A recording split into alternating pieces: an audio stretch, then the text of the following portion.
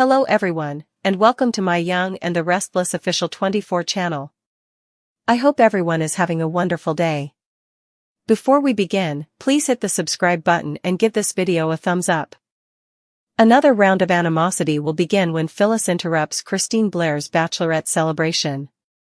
Fortunately, Phyllis won't be in charge of the power outage that will impact Danny Romolotti's bachelor party and Christine's pre-wedding festivities. Daniel Romolotti Jr. will have to make a tough decision after Tessa Porter becomes intoxicated and kisses him. Daniel might think about canceling the music performance he and Tessa agreed on because things are becoming tense between them. Then, as terrible memories swirl, Mariah Copeland's past will return to haunt her. That might have to do with the hotel nightmare she had with Will Hensley as well as all of the Ian Ward problems she had to deal with. According to YNR spoilers, Phyllis will decide to take a chance.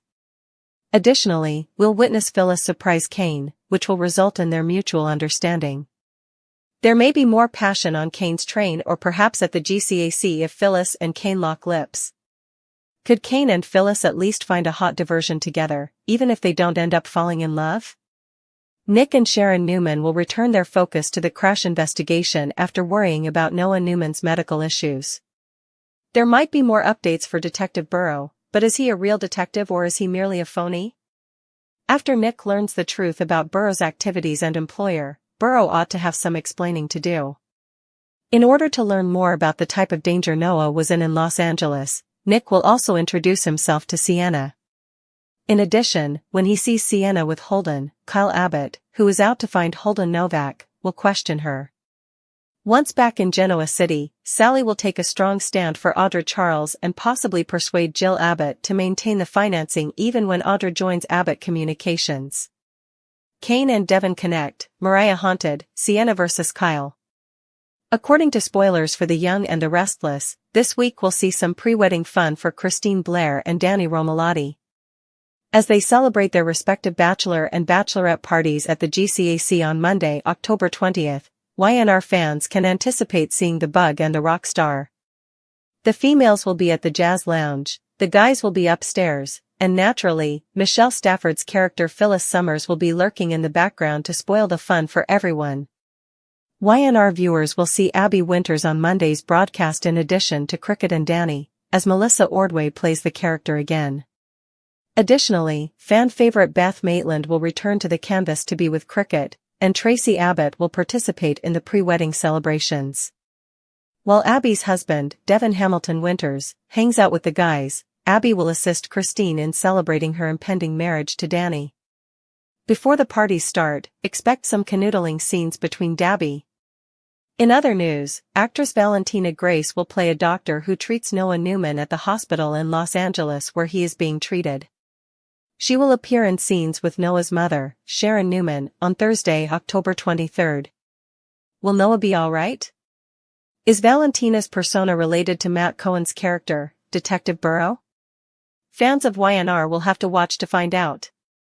Kane and Devin connect, Sienna vs. Kyle. Mariah was haunted. Sienna Bacall will be questioned by Kyle Abbott.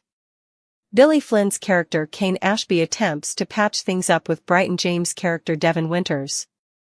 In addition, Cameron Grimes's character Mariah Copeland is troubled by her background. Let's discuss the upcoming events in the CBS soap opera as you continue reading. Let's begin with Sienna, who recently entered the scene. Viewers witnessed the club owner interacting with Claire Grace Newman and Holden Novak.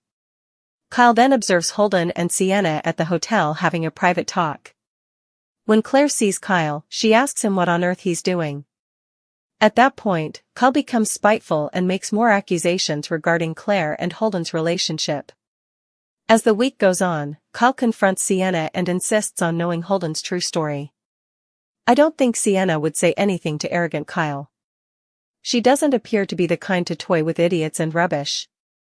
She may wind up issuing her own caution to Kyle. He gets back in touch with Devin over with Kane. The tycoon will attempt to put things right. Devin, however, may be very forgiving when he feels wronged or when someone he cares about has been singled out.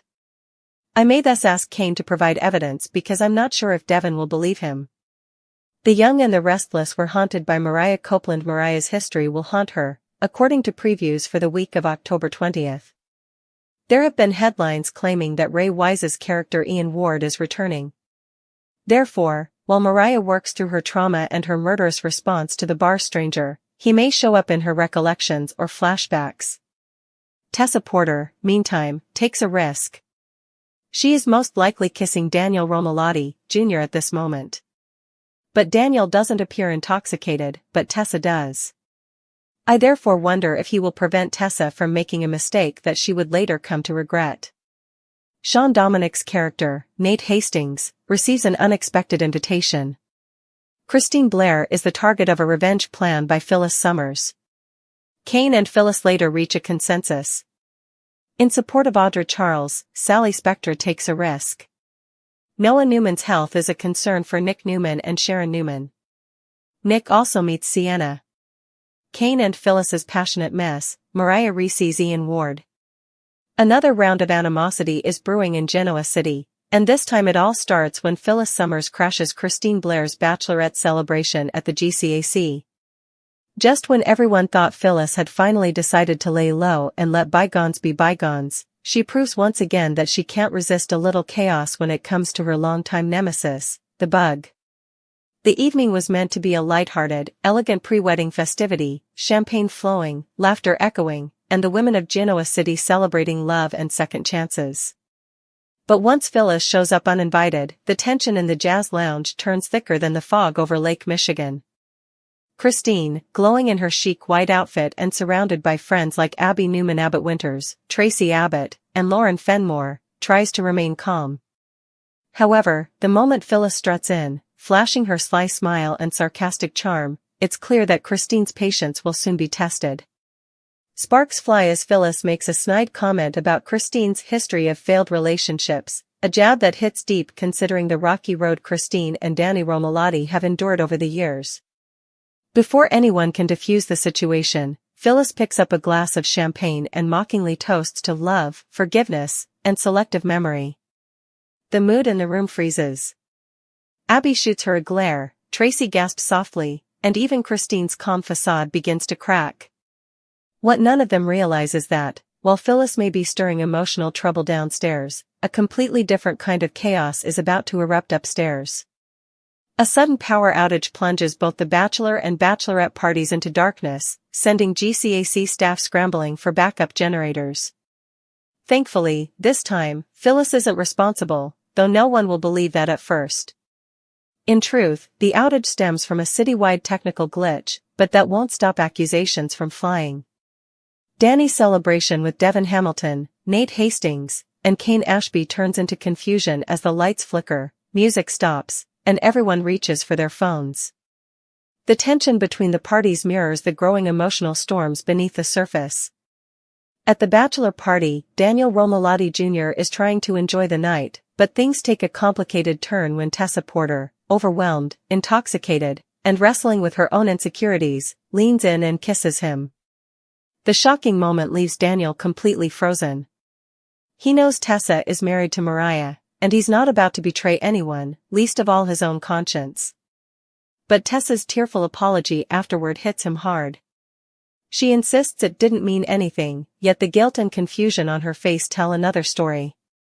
Daniel's mind races as he pulls away, realizing the kiss could cause more than just awkwardness, it could blow apart his music collaboration with Tessa, a project that had reignited both of their artistic passions. He's torn between keeping quiet to protect her reputation or walking away from the partnership altogether to avoid deepening the emotional mess. As he sips his drink, Daniel reflects on how one impulsive moment can send ripples through every aspect of life.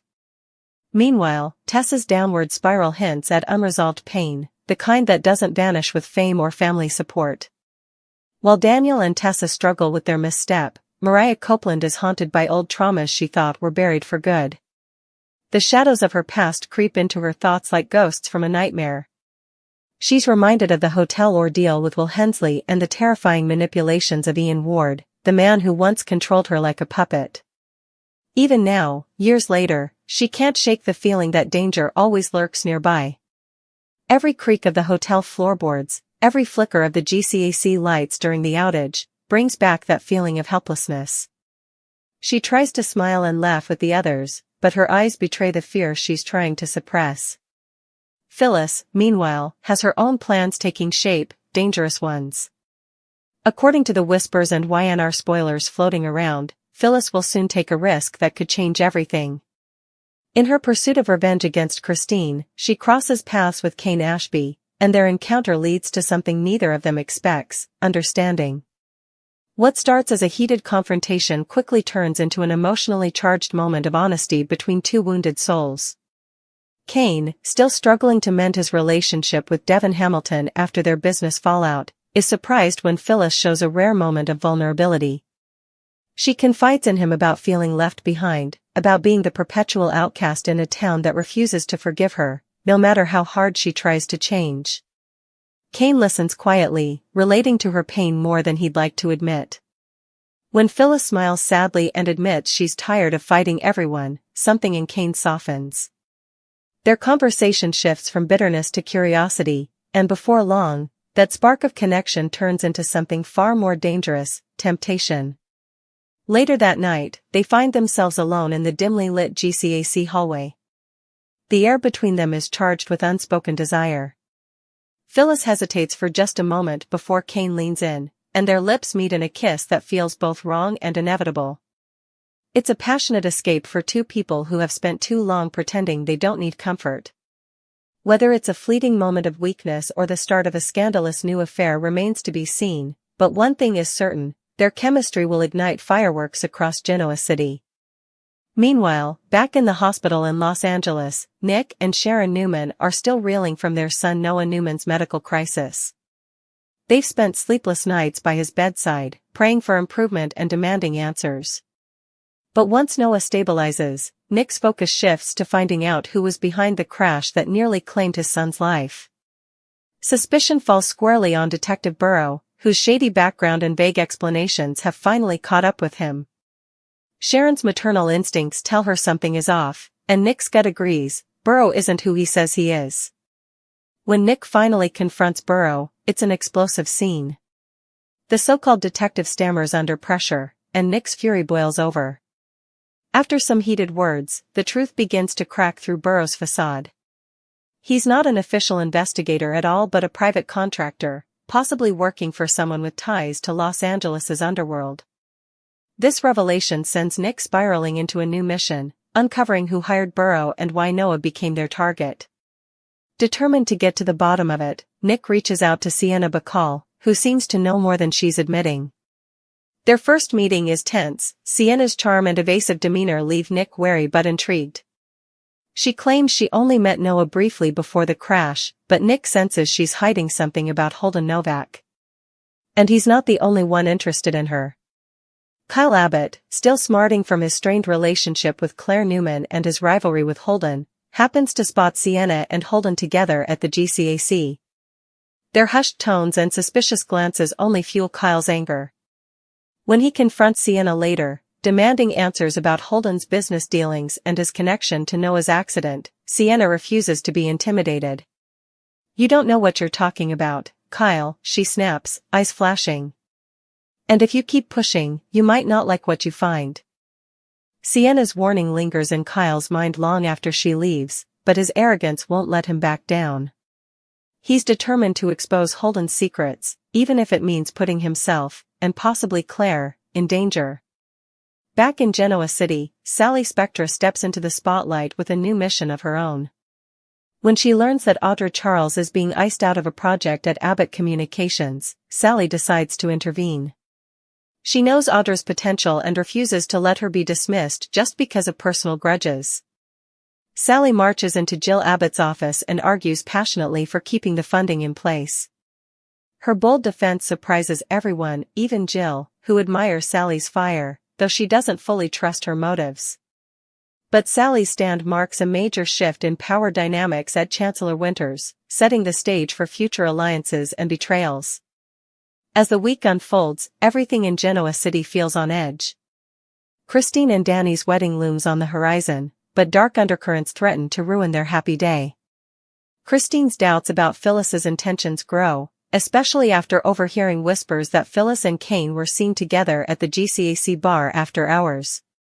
Meanwhile, Danny finds himself caught between defending his ex and protecting his fiancée's peace of mind, a no-win situation that could unravel all the progress he's made. At the same time, Mariah's nightmares intensify. She dreams of Ian Ward standing in a darkened room, his voice echoing as he calls her name. She wakes up in a cold sweat, convinced it was more than just a dream. When she starts seeing small signs, a strange phone call, an anonymous note slipped under her door, she begins to fear that someone really is watching her. Is Ian Ward haunting her memories, or has he returned for real? And then there's Tessa, racked with guilt over the kiss with Daniel. She tries to tell Mariah the truth but stops herself, terrified of destroying the family they built together. Yet secrets have a way of surfacing in Genoa City, and when they do, they tend to explode in the most public way possible. Elsewhere, Phyllis and Kane's unexpected chemistry continues to simmer. They agree to keep their kiss a secret, pretending it was just a moment of weakness. But their shared glances and lingering touches tell a different story. For Phyllis, it's a distraction from her vendetta against Christine. For Kane, it's a dangerous escape from the guilt of betraying his brother's trust. But in Genoa City, passion and destruction often walk hand in hand, and someone is bound to get burned. By the end of the week, the web of secrets, jealousy, and unresolved emotions stretches tighter than ever. Phyllis's revenge plot is underway. Daniel is torn between loyalty and temptation. Mariah is haunted by ghosts of the past. Nick's investigation puts him directly in the path of danger. And Sienna's mysterious connection to Holden Novak continues to unravel in ways no one could have predicted. As Christine and Danny's wedding approaches, the question becomes, can love survive in a town built on lies, or will old rivalries and buried secrets tear everything apart once again? One thing's for sure, when Phyllis Summers is lurking in the shadows, no one's happily ever after is ever safe. The aftermath of Christine Blair's Bachelorette disaster and the chaotic GCAC blackout ripples through Genoa City like an emotional earthquake. By the next morning, everyone's still buzzing about Phyllis Summers' dramatic interruption. The gossip mill spins out of control, whispers in crimson lights, murmurs in society, and half-truths flying across Jabot's offices. Christine tries to laugh it off publicly, insisting that Phyllis just can't help herself, but privately, she's rattled. There's a gnawing fear in the pit of her stomach that Phyllis won't stop until she ruins everything, her reputation, her peace, and maybe even her wedding to Danny Romalotti. Meanwhile, Danny finds himself caught in an impossible position. As much as he wants to protect Christine from more pain, he still feels a confusing pang of sympathy for Phyllis. After all, their history is long and tangled, filled with passion, betrayal, and heartbreak. In his heart, Danny knows Phyllis still carries a torch for him, even if it's buried under layers of anger and regret. When he confronts her later in the GCAC lobby, their conversation starts calm but quickly turns fiery. "Why, Phyllis?" Danny demands, his voice tight with frustration. "You couldn't let her have one night of happiness without making it about you?" Phyllis's eyes glisten with unshed tears, though she tries to mask them behind her trademark sarcasm. "You really think this is about Christine? Please. That woman's been playing the victim card since the 90s. I just wanted her to remember that not everyone in this town bows down to St. Cricket." Danny shakes his head, torn between anger and pity. "You've got to stop living in the past. You say you've changed, but every time things start going right, you light the match and burn it all down again." Phyllis's lips tremble before she turns away. "Maybe I like the fire," she whispers under her breath. Unbeknownst to Danny, Kane Ashby witnesses part of their exchange from a distance. His eyes darken, not with jealousy, but with concern. The woman he shared that impulsive, passionate kiss with the night before now looks more lost than ever. Kane debates whether to approach her, to offer a kind word or a warning, but decides against it. He knows Phyllis too well by now. When she's cornered, she doesn't crumble, she fights back, and anyone nearby could get caught in the blast. Still, Kane can't get her out of his mind. The memory of their kiss replays like a broken record. He feels guilty, not just for crossing a line with Phyllis, but for betraying Devon's trust once again. Kane knows Devon still doesn't fully forgive him for past betrayals, and he's been trying to rebuild that relationship. Now, another secret threatens to unravel it all. Across town, at the Chancellor Winter's offices, Devin Hamilton senses something is off with Kane. When he brings up business proposals, Kane seems distracted, answering in clipped tones and avoiding eye contact. Devin finally calls him out, demanding honesty. Kane deflects, blaming fatigue, but Devin isn't buying it. The tension between the brothers-in-law thickens, and Jill Abbott, ever the sharp observer, notices it immediately. Whatever's going on, Jill warns Kane privately, "You'd better get it under control before it blows up in your face. This company can't afford another Ashby scandal." Meanwhile, Mariah Copeland spirals further into fear as her haunting memories intensify. She wakes up one night convinced she saw a shadow outside her window. When she rushes to the door, there's nothing, just the wind rustling through the trees. But on her doorstep, she finds an envelope. Inside, a single line typed on an old-fashioned typewriter, "You can't hide from the past." The message sends chills down her spine. Tessa, still battling her own guilt over kissing Daniel, tries to comfort her wife, but her anxiety and evasiveness make things worse. Mariah begins to sense that something else is wrong, something Tessa isn't saying. Their once solid marriage now trembles under the weight of secrets, trauma, and mistrust. Elsewhere, Newman continues digging into Detective Burrow's fake identity. He learns that Burrow was once employed by a private security firm in Los Angeles, the same one rumored to have ties to organized crime. The more Nick discovers, the more convinced he becomes that Noah's crash wasn't an accident. Sharon, though worried about Nick's growing obsession, can't deny that something sinister is at play. Together, they decide to reach out to Sienna Bacall again. When they meet her in a dim cafe near the hospital, she acts composed but visibly nervous. Nick lays out his findings, watching her carefully. "You know something," he says bluntly. "You were there the night of the crash, weren't you?" Sienna's hands tremble slightly as she stirs her coffee. "I was nearby," she admits quietly. "But I had nothing to do with what happened." "I swear it." Sharon leans forward. "Then tell us who did." Before Sienna can answer, her phone buzzes. The name flashing on the screen makes her go pale, Holden Novak. Without another word, she excuses herself and rushes outside, leaving Nick and Sharon staring at each other in uneasy silence.